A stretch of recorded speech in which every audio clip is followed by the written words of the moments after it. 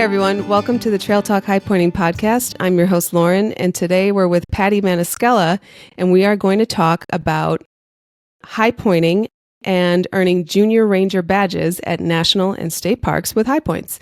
Patty, welcome to the show. Thanks for having me, Lauren. All right. Well, this is a subject that I am so excited about. I have, since becoming a mother, I have turned into kind of like an obsessed junior ranger badge collector. This is a total like stage mom NPS version level obsession. My daughter is 2. She doesn't know what these things are yet, but I hope that she will one day appreciate it. But can you explain what the Junior Ranger program is with our national parks? And we'll get into the history and how it started. Yeah, for sure. Obviously, highpointing with kids is a lot different than highpointing solo or with a bunch of group of adults. So you have to find a different way to engage your kids. And, highpointing already goes hand in hand with our state's parks and our national parks. A lot of them are located inside national parks. Think about like Rainier National Park. I mean, you might not be able to take your kid up that, but you can go and see it. And then, of course, some of these parks have come up with a junior ranger program.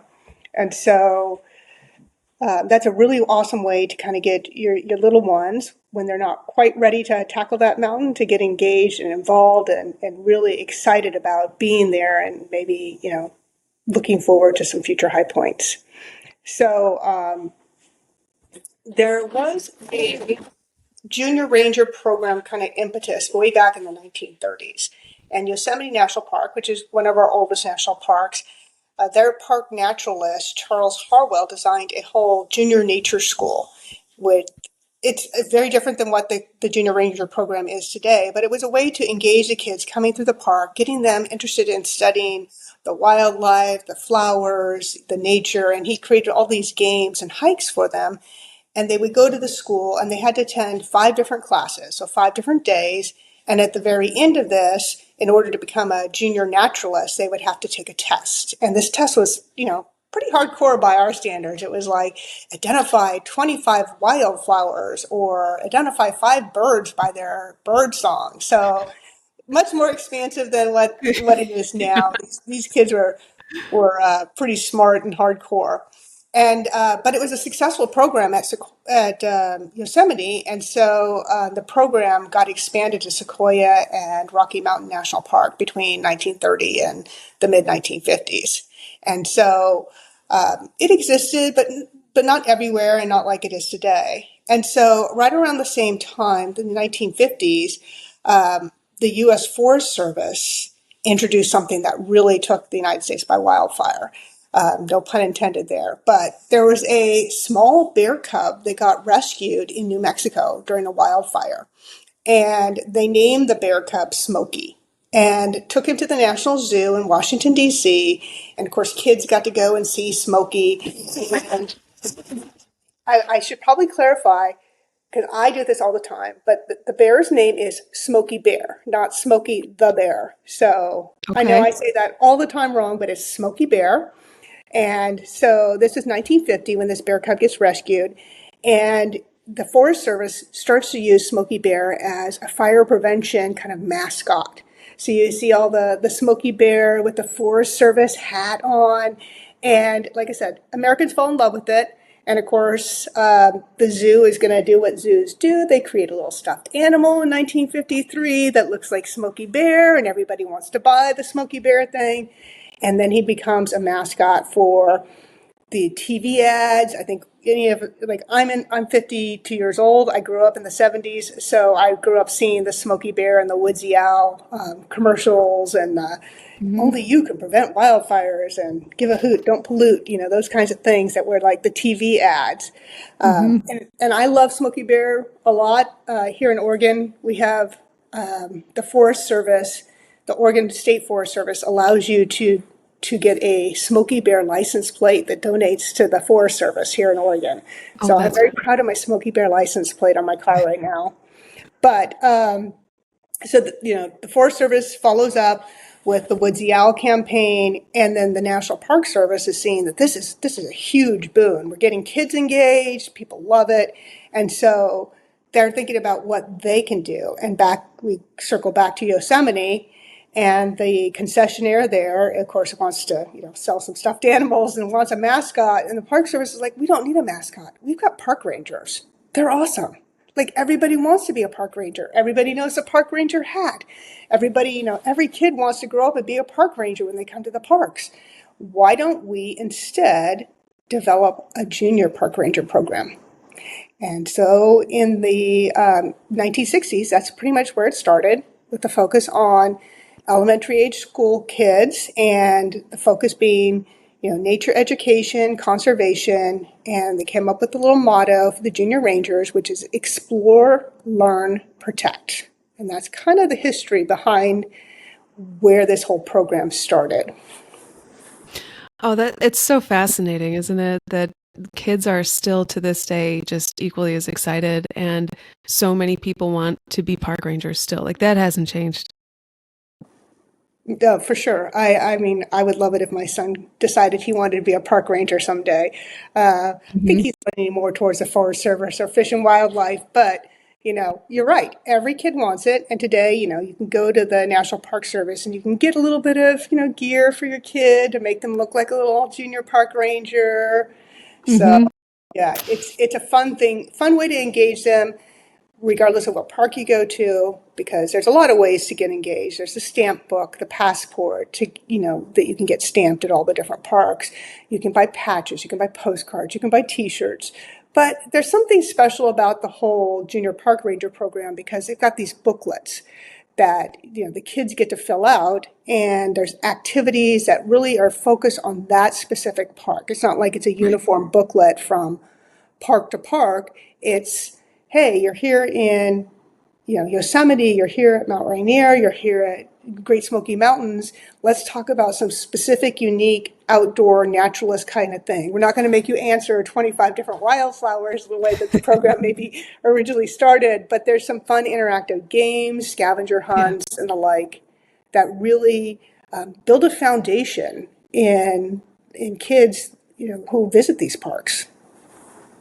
Yeah, I agree. And it's not just about, you know, flora, fauna, environment, but if you go to some of these like battlefields or historical sites where I am, they quiz you on history, like what happened, why do we still talk about this person, and what happened in this battle, and how did this person lead these troops, and things like that. I'm in North Carolina, and so we're able to go to a lot of Revolutionary Civil War sites, national historic sites between Virginia, North Carolina, and South Carolina. And you're right, it is a very fun way to engage kids and parents, because I do a lot of I do all of the Junior Ranger books for my 2-year-old daughter, because she can't write anything. But I think even as kids get a little older, you might help them a little bit. But I learned so much just by Yeah, doing these for Junior sure. Ranger packets. And Absolutely. I think like in a time when kids are so involved with screens, like even in schools, they are like in front of a laptop a lot. They're on their phones a lot. I see a lot of incentives that are screen based, unfortunately, in the outdoors. Like um, there are some kind of like scavenger screen based activities for kids that visit different parks. But this one is just so timeless, and it is a physical badge that you can hold. And that means so much to kids. I mean, my daughter just loves holding things, and just a bunch of them. And so we have these like patches. Some of the parks give away patches, and she just loves to hang on to them. And now she's starting to learn the words, so she can say like this is a state park nearby us. It's called Raven Rock State Park, and she'll go owl, and she likes to count her badges because she's learning how to count now. Yeah, what age did your son start the Junior Ranger program? Oh man, the first one I remember taking him to that he was really fully interactive in was Shenandoah National Park. And my Yeah. husband and I were stationed in the Washington, D.C., Northern Virginia area at the time. So Shenandoah was super accessible to us. We could go and, within an hour be at the north end of the park. Mhm. And we did all kinds of things with him in Shenandoah. And I just remember seeing how excited he was about the Junior Ranger program when we went through at Shenandoah. And that's when he started begging us, oh, Mom, I want the Junior Ranger vest. Excuse me, I'm just getting over a cold here.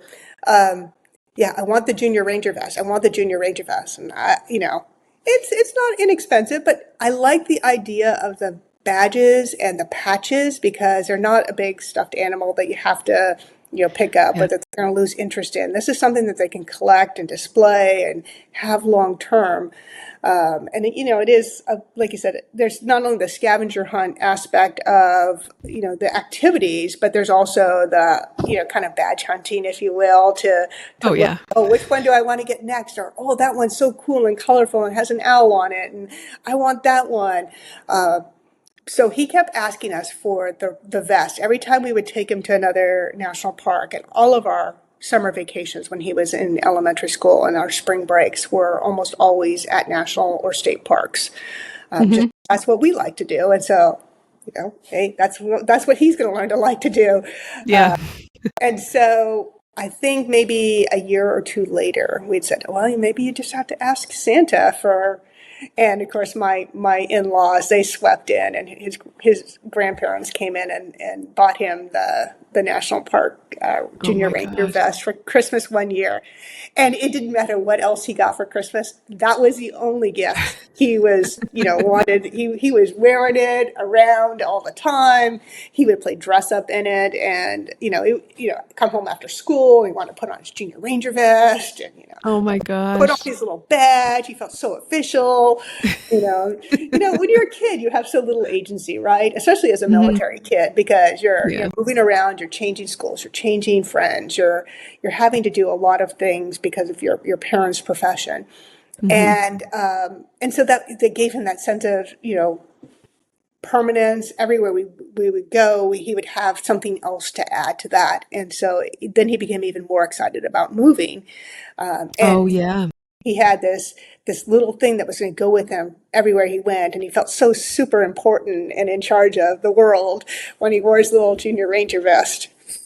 Oh, that is so adorable. And you bring a good perspective to military life, which is our family situation right now.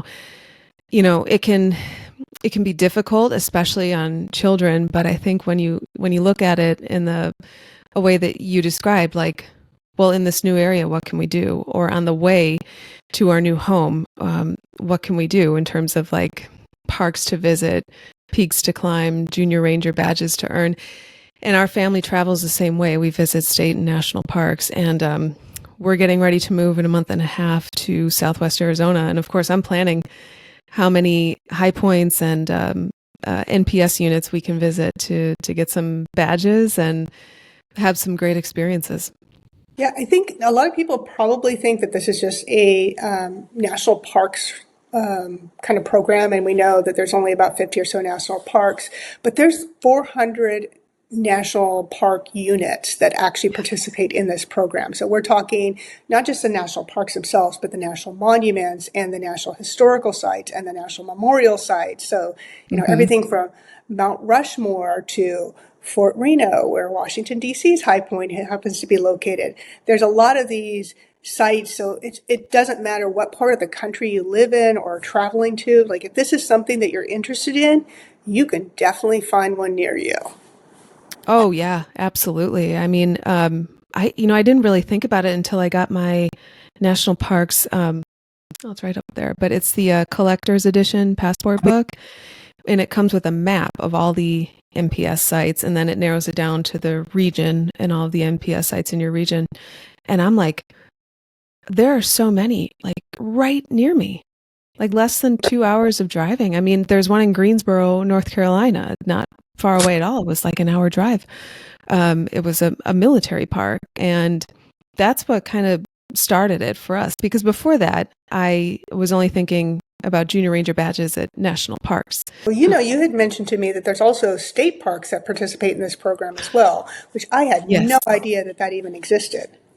Yeah, and I think it might be a newer thing because of the popularity of the Junior Ranger program at the National Park Service.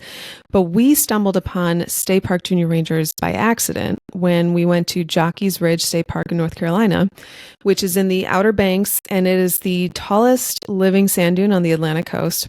And I wanted to take a hang gliding lesson because it's right next to the Wright Brothers National Memorial. Oh, okay. And that's where they started. They were first in flight. And there's hang gliding is a popular activity there. And the weather just didn't play out in February. It was a little too windy. You want enough wind, but it was too windy. Yeah. So we just decided to hike through the dunes. And I was getting a stamp for my daughter's North Carolina State Parks passport book. And the person at the visitor's desk noticed that we had a toddler, and she said, "Oh, do you want to do the Junior Ranger program?" I was like, "Oh, you guys have that? Sure." She gave me this ammo box filled with like binoculars, a book, a pencil, magnifying glass, and just some other little cute tools that kids can use to make them feel like they're, archaeologists or something. Yeah. And we walked through the park and did this little book. We turned it in. I didn't know what we were going to get, but then we got this Jockey's Ridge State Park Junior Ranger. And I was like, do you only do this at this park? And she said, no, all North Carolina state parks do it. And I was like, oh, that means Mount Mitchell, because Mount Mitchell is a state park. And it's also obviously the North Carolina High Point. And then I started thinking, well, what other high points that are also state parks participate in the Junior Ranger program? I found out Grayson Highlands in Virginia, Mount Magazine in Arkansas, Cheaha Mountain in Alabama, Katahdin, which is Baxter State Park in Maine, and then Brasstown Bald does one, although it's not a state park. It's like a privately run program, and I think there's like a small fee that you have to pay to get the Junior Ranger book. But I was like, oh, this is so fun. So when we travel to Southwest Arizona in a month and a half, we're going to go through some of those states and we're going to earn those Junior Ranger badges. But, a lot of states have a Junior Ranger program. So even if, the state high point that you're looking for isn't at a state park, you can still participate in Junior Ranger programs at, different state parks. And a lot of them have state park passport books, which kids also love. For sure, for sure. And I think this would be a good time to also mention which national parks include high points as well. So like as people are traveling around. So in Texas, of course, the high point is Guadalupe Peak, and that's inside Guadalupe Peak National Park. Tennessee's high point, Coe, is inside Great Smoky Mountains National Park. Washington's high point, Mount Rainier, is in Mount Rainier National Park. Mount Whitney is actually right on the border of Sequoia National Park and Inyo National Forest. And so, to visit that, you've got Sequoia National Park, and it's not much further. Of course, it's Sequoia and Kings Canyon National Parks, and then you've got Yosemite. And then our national high point, Washington, D.C.'s High Point, Fort Reno, is actually a National Historic Site. And so they've got a visitor center there as well. So you've got, four state high points and a district high point there, that if you're going to that, you've got the Junior Ranger programs already in place for those. And then all the parks that are en route or nearby, or things that you could do with your family, your kids. And some of them might be able to climb a high point. They might be able to go to Grayson Highlands and get out there and see the ponies and climb the high point. But it might be a bridge too far to take them up Mount Whitney. But it's an opportunity to have something to look forward to, engage them, and keep them interested in, hey, this is the great outdoors, and this is such a wonderful natural resource that we have here in the United States that is so unique. And let's embrace it, let's love it. And I don't know, I love the whole Junior Ranger program. I love the fact at the very end, before they get their badge, they have to do their activity book, but then they actually take a little oath to make it very official. And the Rangers, have the hold of their hand, and they have to pledge to, number one, stay safe, which is important. As a parent, you always want your kids to think about that. Two, be a good role model, which is, equally important as we teach our kids values and how to, engage in our community. And then number three, continue learning. And that's like, Hmm. that's the best part because it just keeps rolling into the next one, right? They've Yes. taken this and they feel very official as they hold up their hand and take their oath to do those three things. And Oh, yeah. it's great. It's so cute. And like you said, even if they're not ready, to, let's say, climb Denali, but you're at Denali National Park, it's a good way to kind of memorialize your visit. And like you said, look forward to something that you want to do maybe when you're older and have the resources. I really What do. was Rory's first junior ranger badge for the national parks? So Rory's first junior ranger badge was Cuyahoga Valley National Park in Ohio. And we were driving from our home in North Carolina to Chicago to visit my parents. And we went to Cuyahoga Valley and Indiana Dunes. That was her second. Um, and I think she was like less than a year old. And I took the activity book and I did it while we were on a hike. It's a really beautiful park, and we went there in the summer. Yeah, it was just if we ever go back, I'm gonna rent some bikes and we're all gonna do a bike ride because that was the big activity that I saw a lot of families doing. I'm like, I want to do that when she's older. So yeah, there were some beautiful waterfalls there. But that was her first junior ranger badge, and she didn't really remember it, obviously. But then we went to the Everglades National Park when she was, let's see, a year and a half, and we went to the visitor center. I think it's like the Edward Coe Visitor Center. I'll correct it in the show notes. But it's like the main visitor center right when you drive into Everglades National Park in Homestead, Florida. And we got the Junior Ranger activity book, and then we went out, we drove around the Everglades, and we did the Anhinga Trail, this other one called like Gumbo Limbo Trail or something. It had all these gumbo trees and everything. It was beautiful. And came back and turned in the activity book, and the ranger there put his hat on Rory's head, and she paused and was like, "What's happening?" And then she saw us all looking at her and smiling, and then she started smiling, and then he handed her a ranger badge, and she just could not stop giggling. It was so cute. I got a video of it. But then her hat fell over her eyes and she started crying. That's when I turned the Of camera course. off. But that I think was, I think, a more memorable junior ranger badge handoff. Exactly. And it's right back to the point, right? The National Park Service doesn't need a mascot because they have the park rangers and they're so Yeah, awesome. And I mean, who wouldn't love to wear that hat as a young kid? I know. I actually keep a picture of it right here. This is Oh, her with the hat. that's adorable. I think it's a junior ranger volunteer hat. Um, And but that's yeah, the thing she's holding a too. badge. There's a lot Yeah, of people, you think about wanting to be a junior ranger, and maybe as an adult you had a very full life, and you get your kids involved in becoming junior rangers, and you're like, oh, that was wonderful, and then you become like me, an empty nester, where your kids in college, and you're like, man, I kind of miss those junior ranger days. But here's the thing: you can go be a ranger volunteer. And yeah. in many of the national parks or national park units, you also get a uniform as well, and you get to dress up like the ranger. And so I think for the kid in all of us that wants to grow up and be a park ranger, you kind of could. You don't have to Yeah. actually be a full-time employee. You could volunteer at one of the parks and become a national park ranger volunteer and look just like a park ranger. Yeah, they do great work. They're always at the visitor's desk.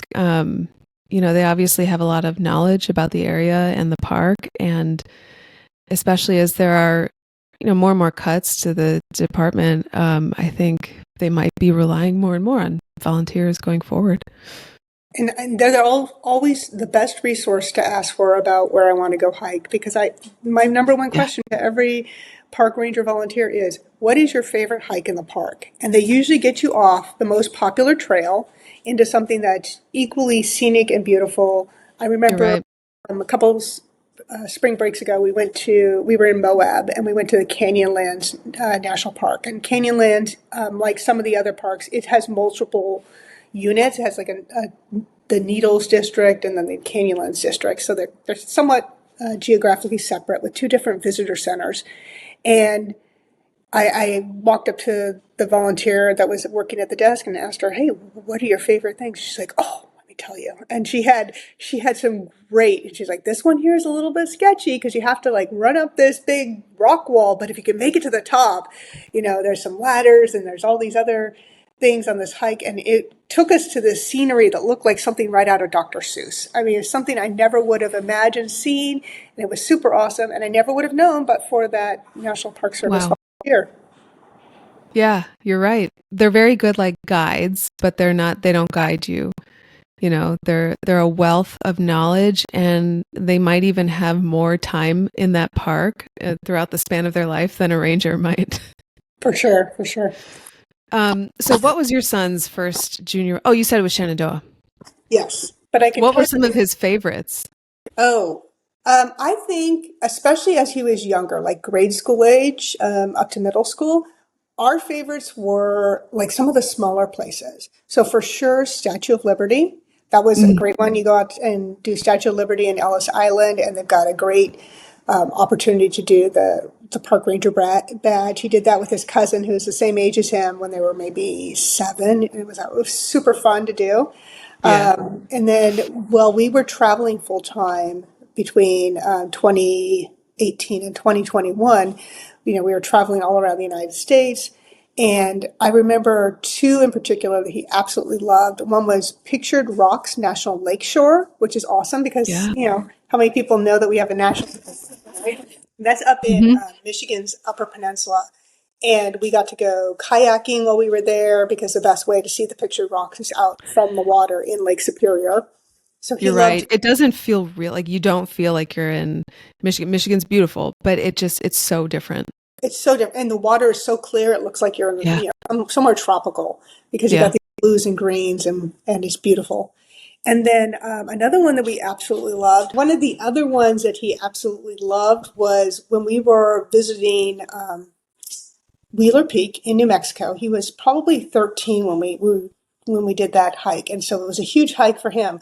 But then we Wow. were able to go on to near Taos is Los Alamos, which Hmm. is the research facility where we did all of our atomic research, and so there's a national historical site there. And then a little bit further west is Bandelier National Monument, which Hmm. you get to climb up ladders and go into these huge caves in the rocks. And that was Wow. that was definitely one of his favorites because it was so interactive. Wow. Wow. That's so cool. Um, I think a couple of our favorites were, well, one of our most memorable was Moores Creek National Battlefield in North Carolina. And we went there February 22nd, I think it was 2025 or 2024, but it was the day of their reenactment and it was packed. I mean, Boy Scouts were there. It was hard to find parking, and we weren't really expecting that because it's a smaller park. It's only open a couple of days a week. But everyone came out for this reenactment, and there were park rangers from other like nearby Revolutionary War parks that came over to assist in this reenactment. And there were weapons demonstrations. There were it was like a museum was brought outside, and there were people dressed in period clothes, and they would show you like how they washed their clothes, how they prepared their food. They had these tents set up. Um, it was like really stepping back in time, but we brought the whole family to include the dog because we wanted our dog to become a bark ranger at Moores Creek National Battlefield. Well, we didn't think that one through entirely because our dog freaked out, understandably, at the cannon demonstrations. And she escaped her harness and started bolting across the parking lot towards our car. And a park ranger caught her. And we apologized.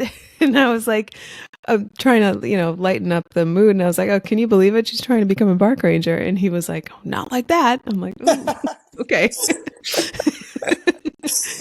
So that we put the harness back on her and we bring her to a different part of the park, but she could still hear all these guns going off. So she escapes again Oh my gosh. and runs to the car this time. And we got her. And my husband ended up having to pick her up, and she's a 50-pound English bulldog. They look like pigs.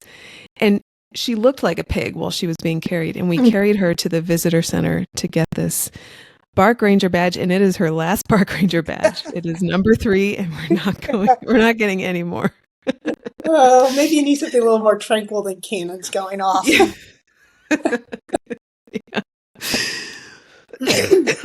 So, Excuse me. speaking of the badges, what do you do with Rory's badges?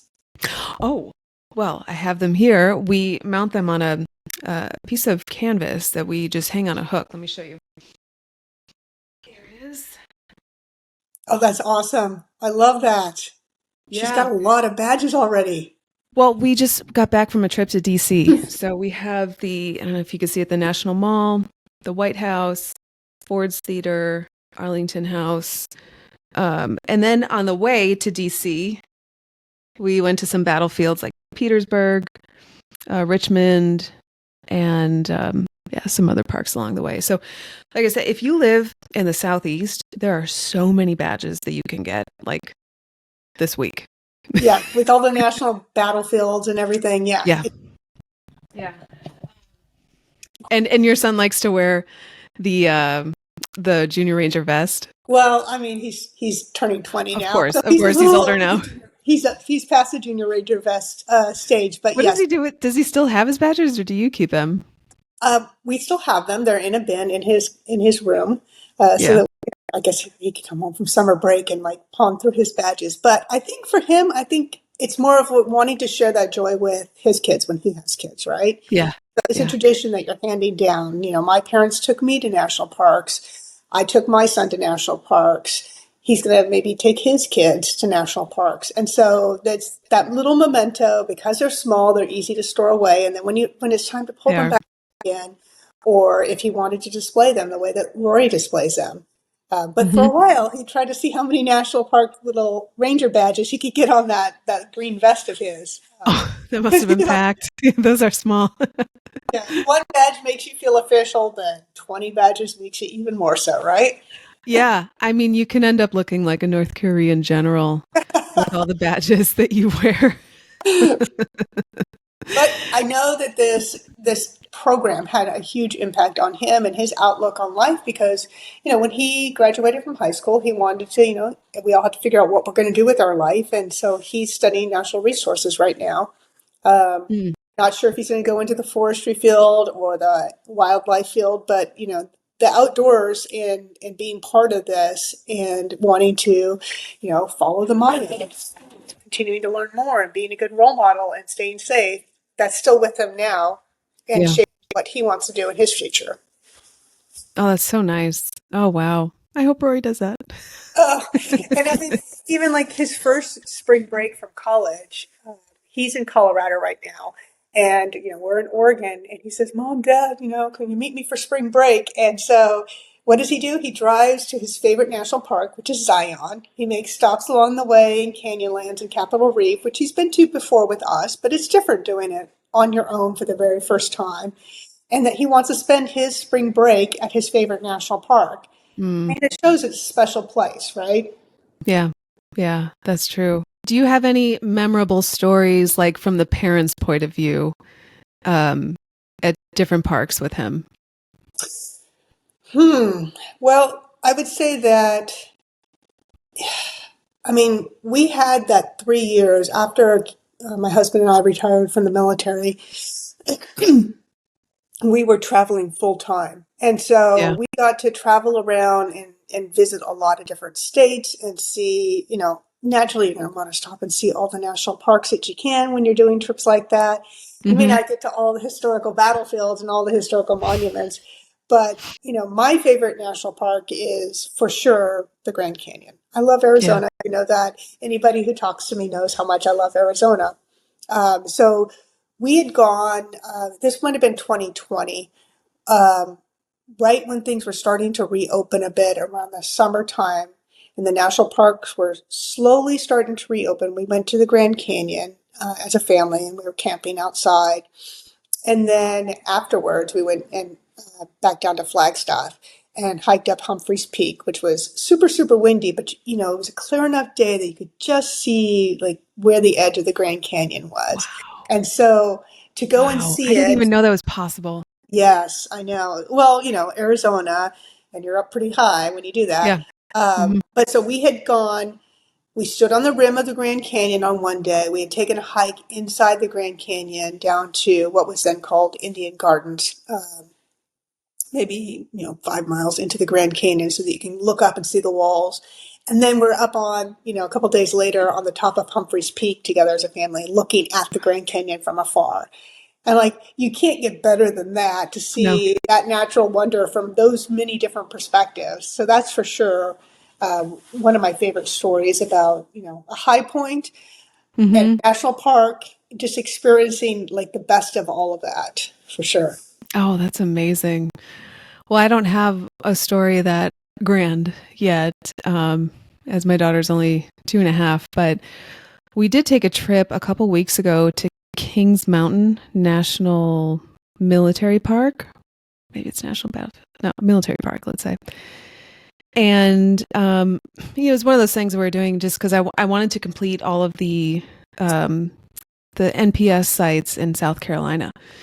So this was just like a couple miles below the North Carolina South Carolina state line, and we were there, and there was just this like perfect trail. It was paved. That it was just so perfect for Rory because it's hard to find when they're toddlers. Something that's within their capabilities. It's also interesting for the parents, and she doesn't always like being in that backpack carrier. So this was just she was just running along this trail, and then these butterflies started to come out. She freaked out. She loved it. She was chasing these Uh, butterflies, and we're like, great, she's going to get out all this energy. And then she stops by one of the monuments and she stands next to it and she goes, picture. So she wants to take her picture. Okay. And I'm reading the monument and it said how the battle there was fought on October 7th, 1870. Well, Rory's birthday is October 7th, 2023. I thought, oh, isn't this perfect? This is like your birthday, kind of. And she ended up just like running from monument to monument and stopping at it and asking us to take a picture right next to her October 7th birthday. there you So I thought that was really fun. And then we also went to the Carl Sandburg National Historic Site in Flat Rock, North Carolina, which is not too far from Mount Mitchell. And it's a really beautiful part of the state. If you're in the Asheville area, you can visit both Mount Mitchell and Carl Sandburg. And Carl Sandburg was a poet, and also his wife was a prized like goat farmer, and she was recognized within goat farming nationally for the goats that she raised, and it was like a dairy farm, a working dairy farm. And then when they died, I think the goats were like sold off. But then when the government, I guess, made this an historic site, they tracked down the goats that she had and they brought them back now to the Carl Sandburg National Historic Site. So these are the descendants of her goats that are there. And the That's kids can go wild. into the goat farm and they can pet all the goats. And Rory just like sat there and leaned up against a goat and we just let her sit around goats for a couple minutes. And As she pet loved it. forever. Yeah. Oh, the kids loved it. There are a bunch of kids in there just petting goats, and then you can walk around the whole farm, and there's like a cat wandering around. There's chickens and stuff, but the preservation is just so perfect. You really, really feel like the only thing that's missing from the Carl Sandburg house are Carl Sandburg and his wife. Like everything is just immaculate, and I have to say the same with Ford's Theater. We weren't able to go into the actual theater because there was a production going on, but we went into the house across the street where he actually died Mhm. and saw the bed. It's like surprisingly small, but it's just so well preserved, and I think that's probably something you only can appreciate when you're older. I don't know how much of that the kids take in. For sure. Well, I do have an interesting story with the wildlife. Now that you mentioned the goats, you Mhm. triggered what is probably my son's most traumatic memory at any national park that we've ever been to. And it was, well, we went to North Dakota to go visit White Butte. Mhm. And while you're there, you're looking for things to do because, it's North Dakota, and there aren't as many attractions as some of the other states. And so Hmm. Theodore Roosevelt National Park is there in North Dakota. And the southern park unit is in Medora. So much like when we talked about earlier with Canyonlands, how it's multiple park units. These are two different park units. They're about 100 miles apart. The most popular one is down in the south, and then they have Teddy Roosevelt's cabin kind of in between them, and then you have the North Park unit. And we decided that we were going to go do a hike up in the North Park unit. We found some loop up there called the Achenbach Loop. It was only like maybe 20 miles. We're going to backpack it in the summer. But what's cool about that is they've got the bison roaming around there. And Mm. so you can hike near the bison, and obviously the park ranger that we talked to, they gave us our backcountry permit, was like, be very, very careful around the bison. Make sure when you see them, you just kind of box around them, and you don't engage with them, and they probably won't engage with you, and just do your thing. And she had warned us, make sure you bring lots of water, because it was like 100 degrees in North Dakota and in the summertime. It was just crazy, and there's no trees really because you're in the Badlands kind of. Yeah.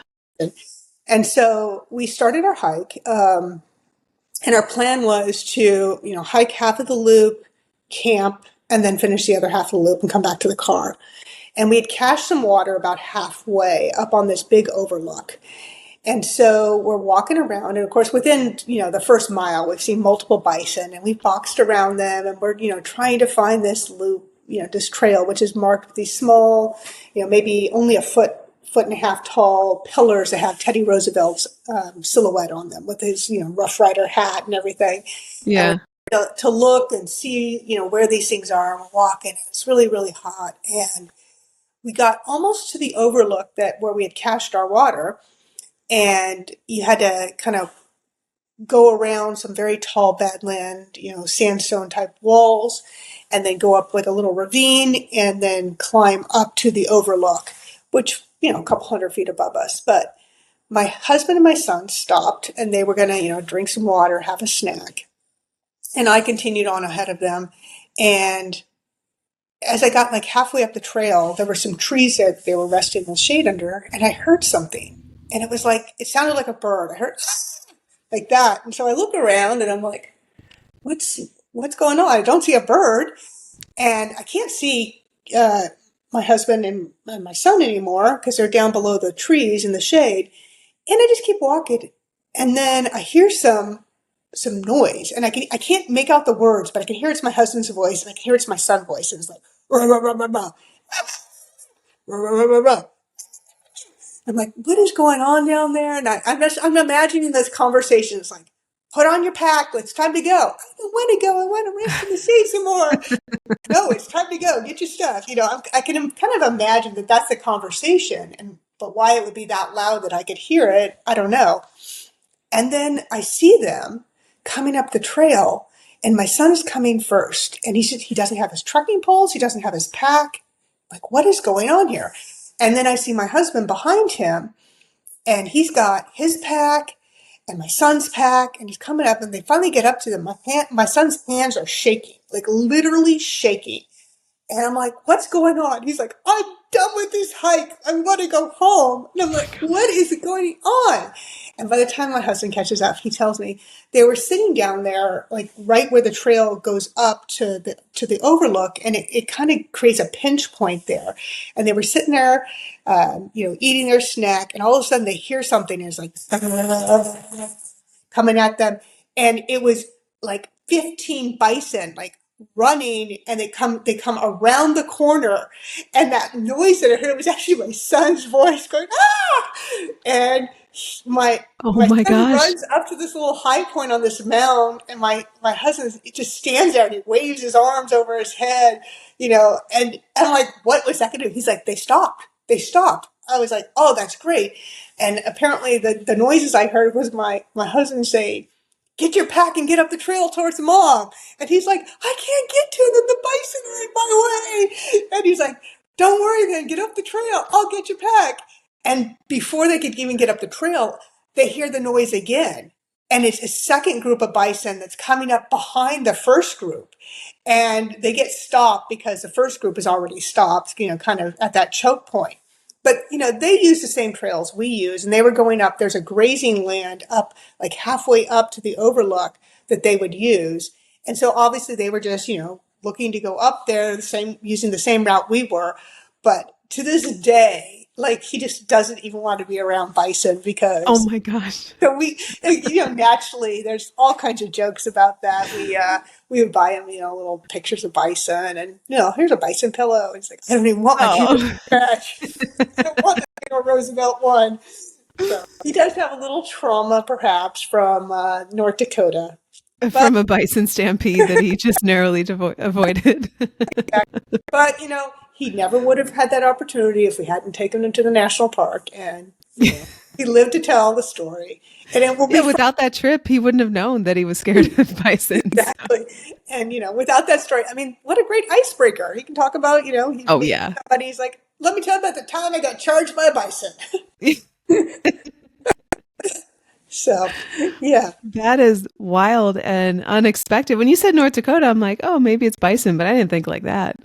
You always hear about people getting mauled, that get too close for a picture or something like that, which I didn't think, you would do. No, Um, but no. And here's the funniest part of the whole thing, and then what I still rib them about today. When they were stopped for their snack, they were drinking some water, and they had stopped to eat, some jerky. And my son was actually eating bison jerky at the time.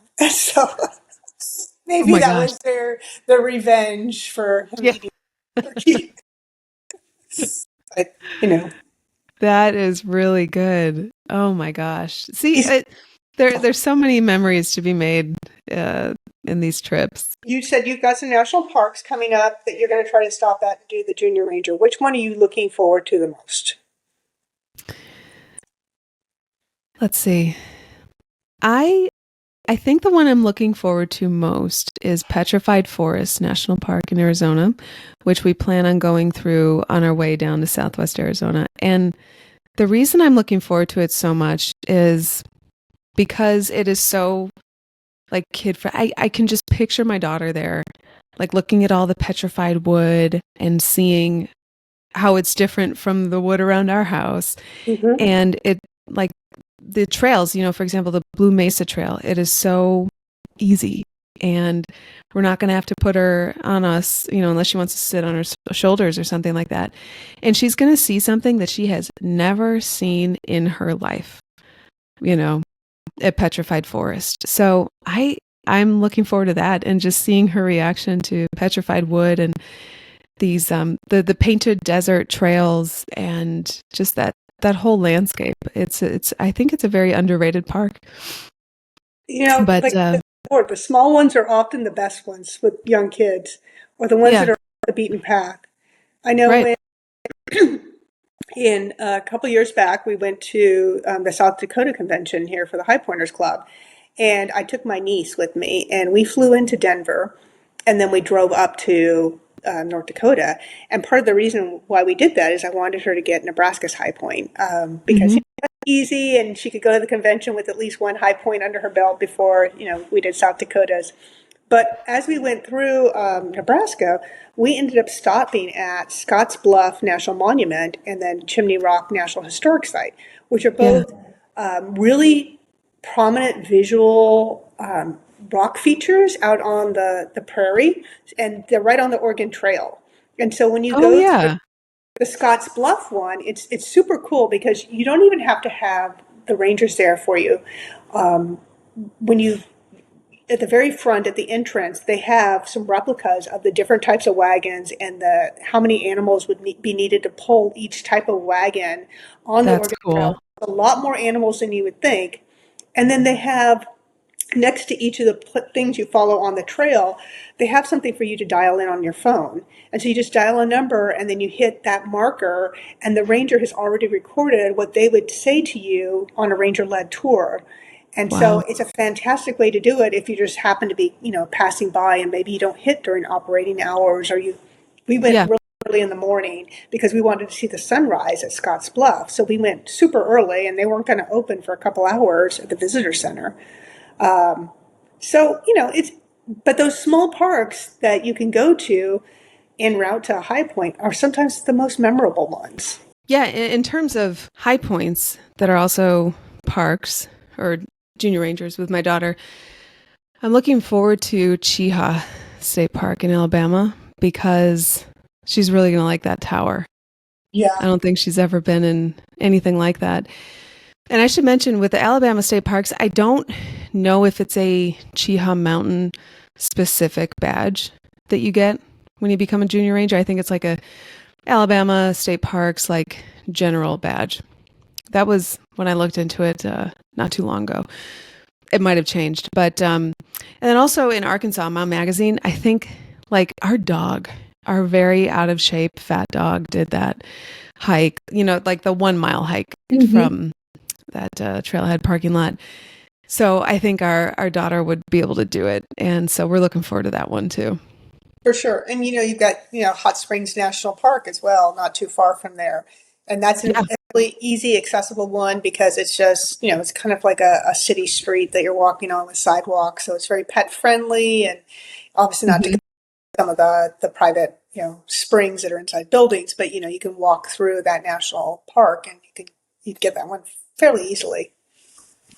Oh yeah, and actually that was where our dog Cookie earned her first Spark Ranger certificate. So it's Oh, very official. It has her paw print and it's signed by a park ranger. And we did the hike behind the buildings, mhm. the promenade, I think, Yeah. and visited the hot spring that's outside.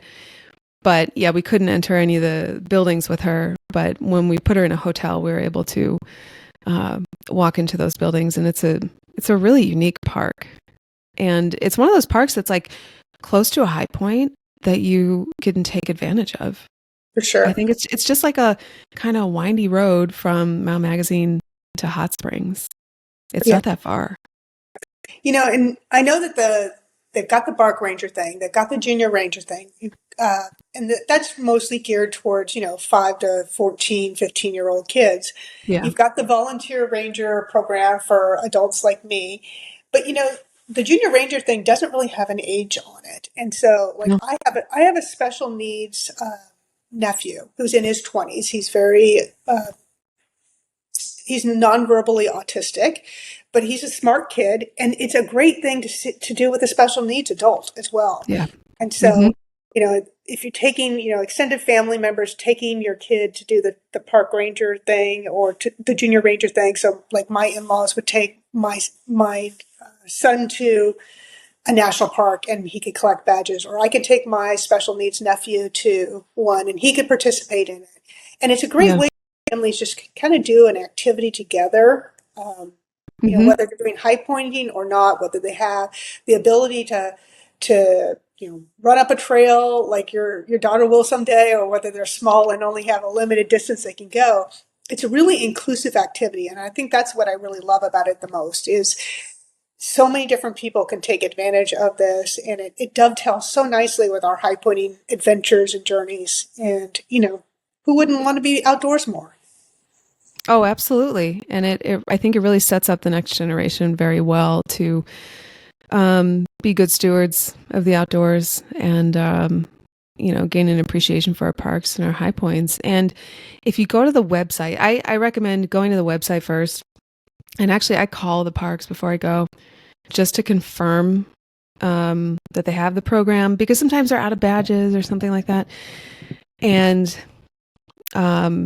just confirm the hours, especially with the smaller parks, because a lot of them are closed on Mondays and Tuesdays, or, they're closed 2 days out of the week or something like that. You have to be careful with your planning with these smaller ones. And if you go to the park website and then you click on like things to do, under that category, you'll typically find the Junior Ranger program in that park. And most times you can print off a PDF of the Junior Ranger booklet. Oh, And I will do that with my daughter because then I can teach her some of the words that are in the booklet and that we'll find at the park. And I will take advantage of that as the one who's doing the book to do the things that you don't have to be in the park for, like the crosswords and stuff. Well, and it could also be a great activity for, the younger kids when you're driving to the park because, Yeah, sure, they could sit there and watch a, iPad or electronic device, but, part of the reason why we're taking them outdoors is because we want them to enjoy the outdoors. And so yeah, giving them an analog activity that they can do, like the Junior Ranger booklet on the way, helps like build the anticipation, gives them something to do, and just hmm make it a much more fun, car trip. Who doesn't love to take a road trip? Um, yeah. Sometimes passenger is not nearly as fun, and especially as you're a kid, because you just don't really know where you're going and you don't Oh, know. the time goes by so slow when you're a kid. But if you know you got this activity at the back end of it, of the trip, you're building the anticipation with the Junior Ranger booklet on the drive there, it's all around is a little bit more fun.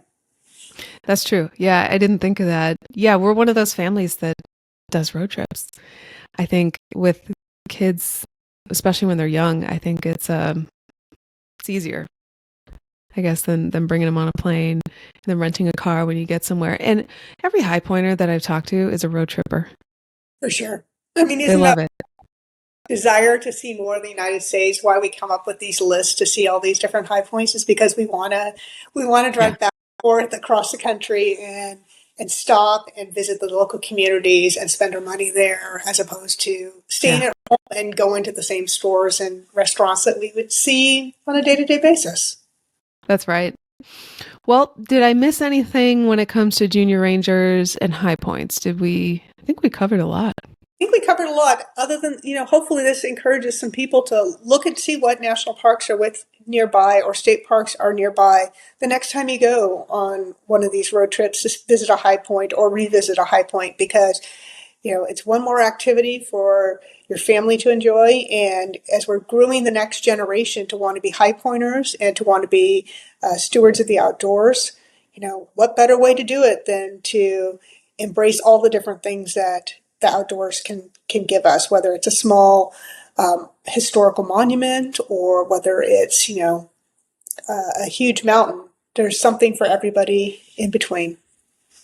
Yeah, that's very well said. And also, whatever state you're in, check out your state parks and inquire about their junior ranger program because they probably have one, and they also probably have a state parks passport book that's becoming a lot more popular these days, and so you can kind of collect them all.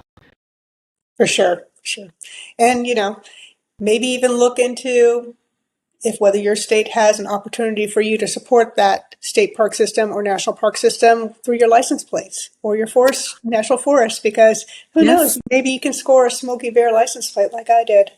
that is so cool. I have a North Carolina state parks license plate, and I didn't know about it until I was in a visitor center in a local state park, and I saw the license plate. I said, "How do you get that?"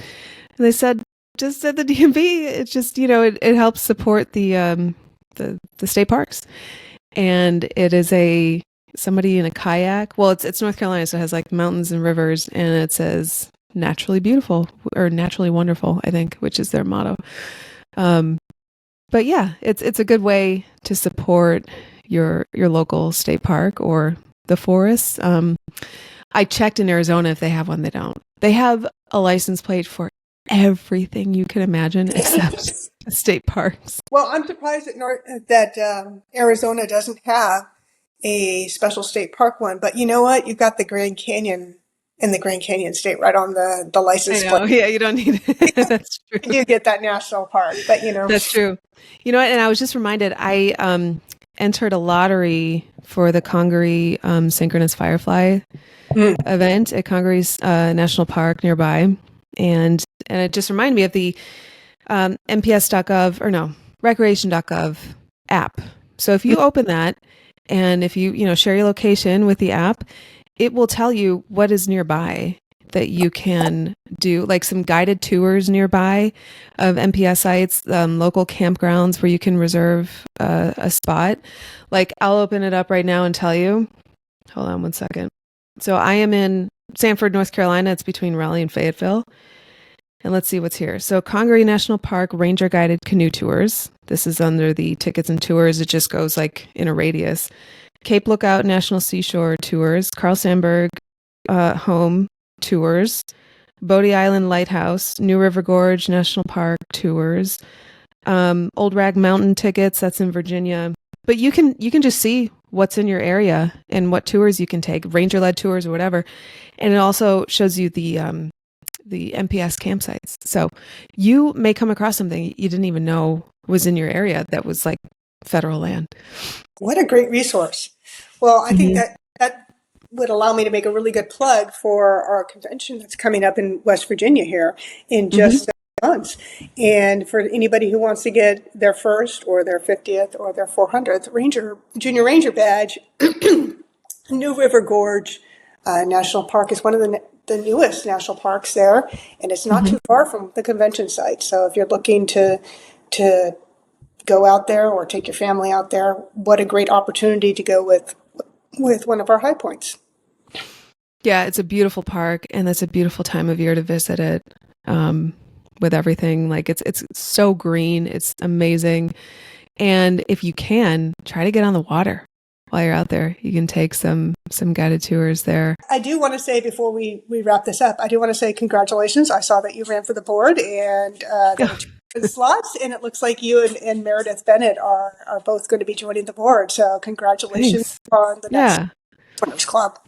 Yeah, I'm excited, and I hope that I can bring, something with what I do with this podcast. I hope I can contribute to the club in that way, and broaden the horizons a little bit.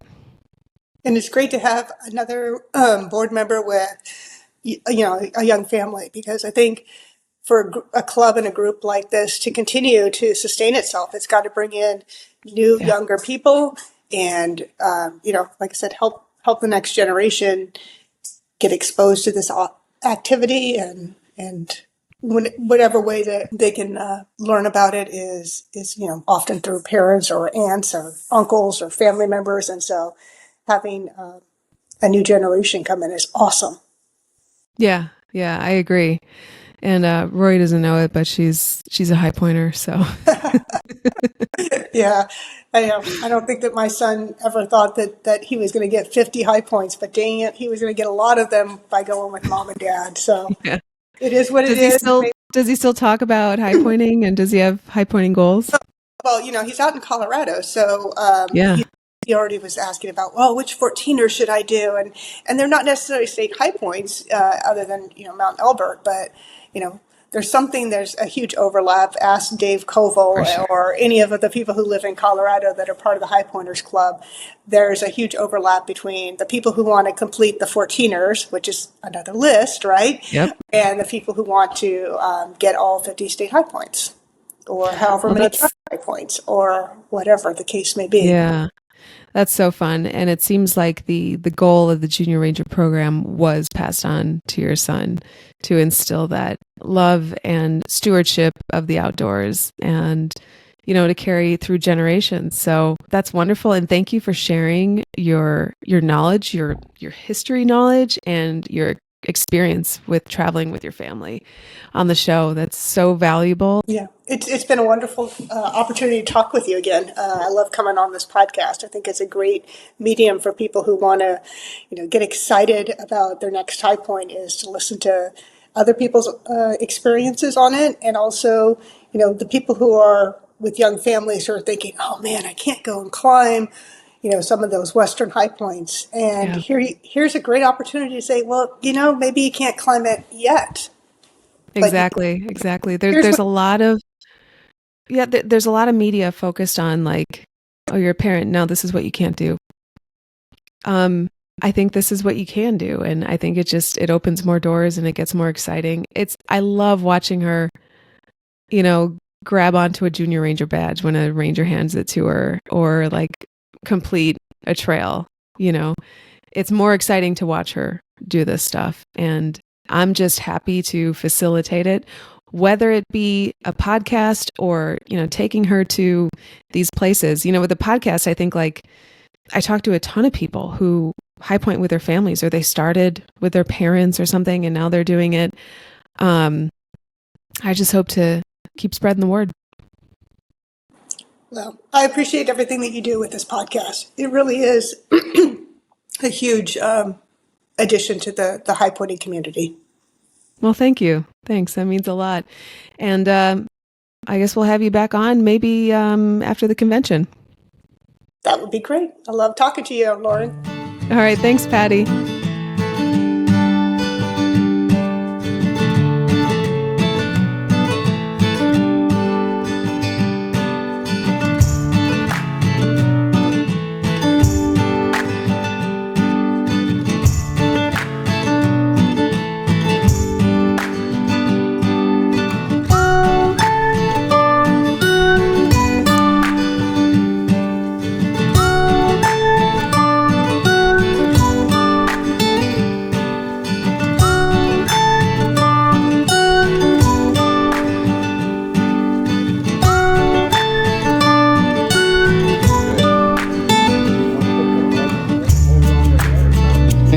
Good.